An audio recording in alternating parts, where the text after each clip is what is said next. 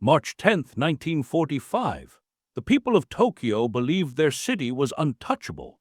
For years, Japanese propaganda had promised that the skies above the capital would remain safe, that American bombers could never strike the heart of the empire.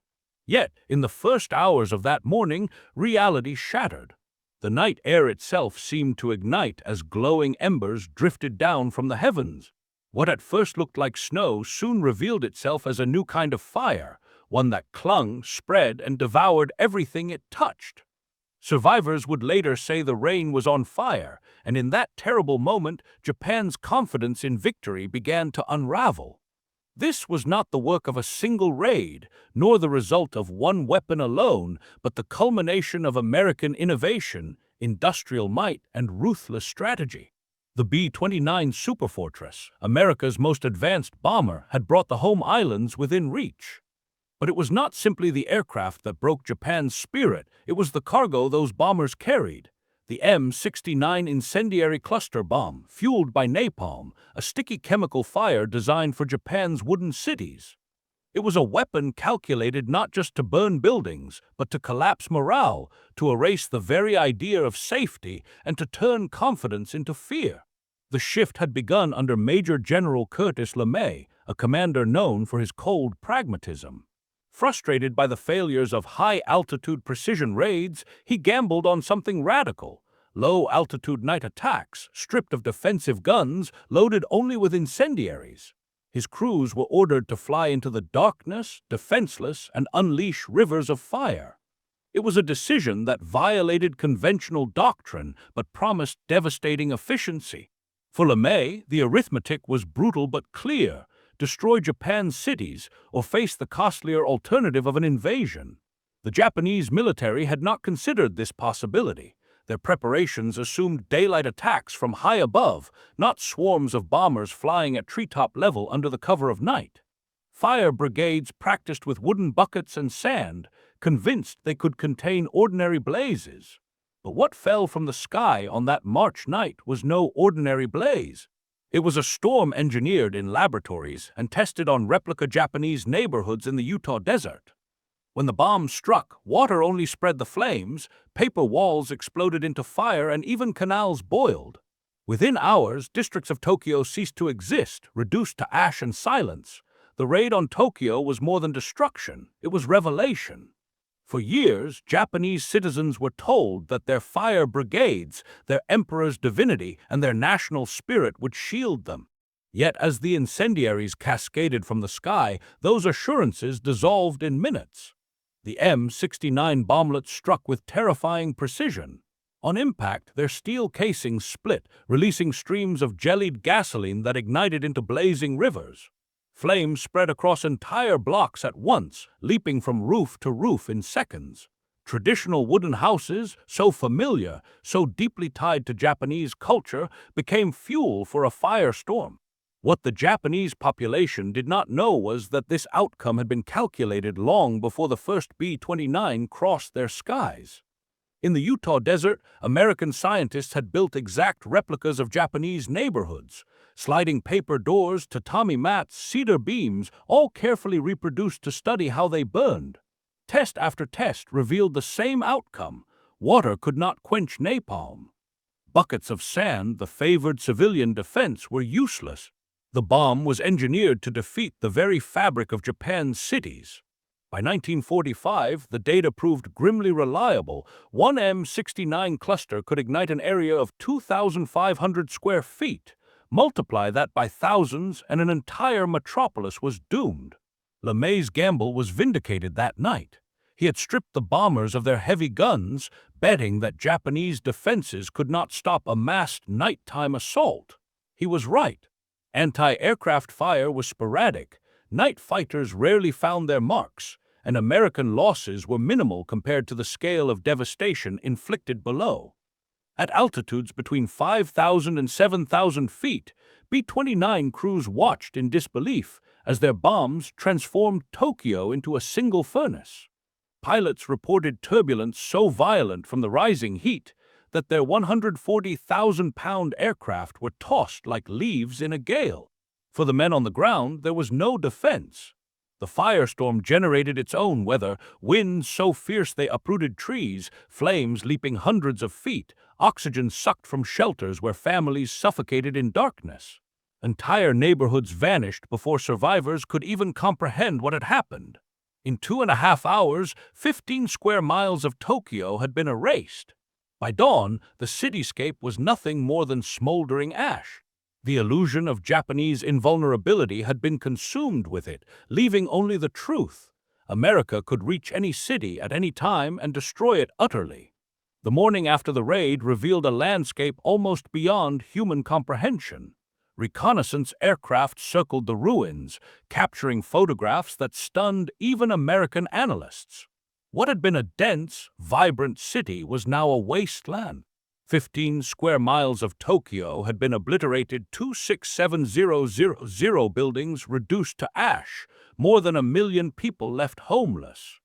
The official death toll listed 83,000 lives, but survivors knew the number was far higher. Many bodies had been consumed entirely by the heat, leaving nothing to count. For those who walked the ruins, the devastation seemed endless. Gray ash where streets once stood, twisted remnants of iron where temples and schools had stood only hours earlier. To the Japanese leadership, this destruction carried a psychological weight that no battlefield defeat could match. They had anticipated losses in distant Pacific outposts, even accepted the fall of Saipan or Guam. But the annihilation of Tokyo's civilian heart struck at the very core of the nation's belief in victory. Secret police reports documented the mood. Citizens no longer spoke of divine protection, but of certain defeat. The promise that the emperor's capital could not be touched had been exposed as illusion. The attack had also revealed the futility of Japan's defensive preparations. Firefighters had been armed with wooden ladders, hand pumps, and sand buckets. They never had a chance. Over 1,000 died in the line of duty that night, their equipment swallowed by flames. Evacuation plans proved meaningless. Families fleeing through narrow alleys were overtaken by walls of fire, some collapsing from the superheated air before the flames even reached them. Witnesses described people bursting into flames spontaneously, their clothes igniting from radiant heat alone. Others fled to rivers for safety, only to find the water boiling. For the Americans, the results confirmed the brutal efficiency of their new doctrine. By abandoning high-altitude precision bombing and embracing incendiary saturation, LeMay had multiplied his effectiveness fivefold. The arithmetic was undeniable. Fewer planes lost, more targets destroyed, greater pressure on Japan's will to fight. Within weeks, the same strategy would be unleashed on Osaka, Nagoya, and Kobe, each city consumed in turn. The firebombing campaign had begun, and with it, the systematic dismantling of Japan's capacity to resist. What had started as one terrifying night was about to become routine, a grim schedule of destruction that would leave Japan's cities burning one after another, until resistance seemed not heroic, but hopeless. The firestorm over Tokyo was not an isolated catastrophe, it was the blueprint. Within days, LeMay ordered his bombers against Nagoya, Osaka, and Kobe. Each raid repeated the pattern with chilling precision. At Nagoya, more than 280 B-29s dropped nearly 2,000 tons of incendiaries, wiping out much of Japan's aircraft industry in a single night. Osaka, a sprawling metropolis of factories and warehouses, was left smoldering, its textile mills and shipyards destroyed along with the neighborhoods that housed their workers. In Kobe, 7 square miles vanished, including the Kawasaki shipyards that had produced submarines and aircraft for the Imperial Navy. This was industrial warfare elevated to a new dimension. American analysts understood that Japan's war production was dispersed. Small workshops hidden in houses, schools, and backstreet factories fed parts into the larger machine of war. That dispersal, meant to protect, instead doomed entire cities. To cripple one assembly line, an entire residential district had to be erased. And the Americans, armed with precise intelligence gathered from maps, business records, and Japanese-American translators, knew exactly where those targets lay. The bombing campaign became not random devastation, but calculated dismantling of a nation's industrial skeleton. The numbers reveal the scale. By mid-March 1945, in just 10 days, American bombers had burned 32 square miles across multiple cities. In April, raids extended to secondary targets, smaller urban centers that had once seemed irrelevant to strategic planning. The logic was relentless. No factory, no workshop, no laborer could be spared. By May, with Tokyo already ravaged, Yokohama and Kawasaki were in flames, each attack erasing years of construction in hours. The campaign accelerated beyond anything Japan could withstand. For civilians, the experience was one of continual terror. Leaflets dropped from the sky before raids warned which cities would be next, a psychological tactic that unsettled the population as much as the bombs themselves. Families fled in waves, clogging roads and railways, abandoning their homes before the flames even arrived. The raids created not only destruction but chaos, migration, and despair. As one Japanese observer later wrote, it was not war, it was extermination on schedule. By summer, entire regions of Japan were left in ruins. The weapon was not just napalm. It was the realization that American bombers could strike anywhere at will and that the empire had no defense against the storm. By June 1945, the pattern of destruction had become systematic. American planners no longer asked if a city should be targeted, only when. One by one, Japan's urban centers were consumed. In May alone, 94 square miles of urban landscape were destroyed. In June, another 89 square miles went up in flames. The pace was so relentless that Japanese leaders privately admitted they were running out of cities to lose. The raids no longer struck only military hubs. Towns of 60 to 300,000 residents, once considered insignificant, became targets. Toyama, a city of 80,000, was annihilated in a single night. Over 99% of it was destroyed, leaving little more than scattered ruins. Hachioji, Shizuoka, and scores of others followed. The intent was clear: to deny Japan any capacity to wage modern war and to crush the spirit of a nation already exhausted. For those who endured the bombings, survival often came down to chance. A 16-year-old girl recalled climbing into a cistern as fire roared overhead. She emerged to find her entire neighborhood erased, unable to locate even the street where her house had once stood. Another survivor remembered the heat so intense that clothing combusted without direct contact with flame. Families who thought they had escaped were consumed suddenly, their bodies reduced to shadows in the firestorm. Such testimonies reveal what statistics alone cannot: the human toll of industrialized destruction. American crews, too, bore witness to the scale of their work. Pilots reported seeing whole districts vanish in waves of light. Radio operators listening to Japanese civil defense frequencies heard coordination give way to screams, then silence. For many airmen hardened by years of war, the sight was sobering. The firestorms created turbulence so violent that massive B-29s were thrown thousands of feet upward. It was as if the city itself was fighting back, one crewman wrote, but all we could see was fire. By July, Japan faced collapse not just of industry, but of society itself. More than 8 million civilians were homeless, many wandering the countryside in search of food and shelter.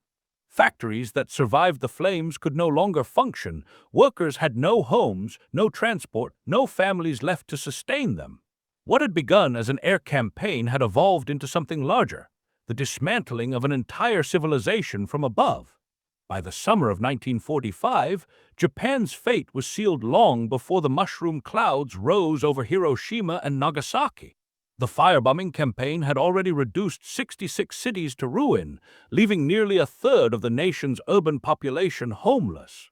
Industrial production had collapsed to a fraction of its 1944 levels. Railways strained under the weight of refugees, while food shortages deepened despair. The empire that once dreamed of conquest now faced annihilation from the skies. For the Japanese high command, the psychological shock was as devastating as the physical ruin. General officers admitted privately that they had no defense against the night raids. Even Emperor Hirohito, when touring the wreckage of Tokyo, could only whisper, "The capital has become a burned field." What had begun as a test of endurance had become a lesson in futility. No matter how many bamboo spears were handed to civilians, no matter how many slogans promised divine protection, the truth was undeniable. The Americans could destroy Japan city by city without ever setting foot on the home islands. American planners understood this arithmetic clearly. Robert McNamara, a young analyst at the time, calculated that Japan's destruction could be completed with existing forces without the need for an invasion.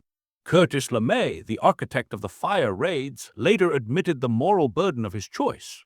"We knew we were going to kill a lot of women and kids," he wrote, "but if the war had continued, millions more would have died."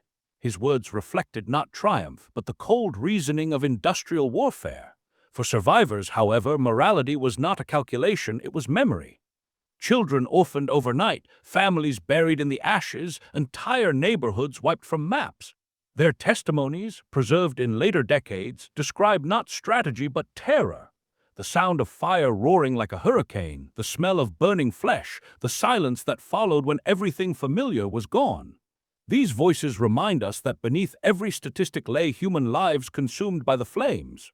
In the end, it was not one bomb that ended Japan's belief in victory, it was the fire.